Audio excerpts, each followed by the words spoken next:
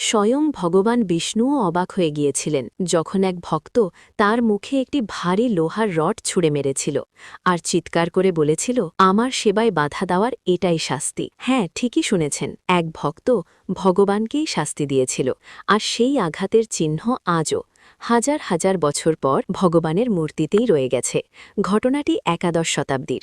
শ্রী রামানুজাচার্যের এক শিষ্য ছিলেন অনন্তালবার। তিরুপতির পাহাড়ে ভগবানের জন্য একটি ফুলের বাগান তৈরির দায়িত্ব দেওয়া হয়েছিল তাকে। অনন্তালবার তার ভক্তিতে ছিলেন অত্যন্ত দৃঢ় ও এগ্গোয়ে। তিনি স্থির করেছিলেন এই সেবায় তিনি কারও সাহায্য নেবেন না। এমনকি তার স্ত্রী তখন গর্ভবতী, তবুও দুজনেই নিজের হাতে মাটি খুঁড়তেন, পাথর তুলতেন।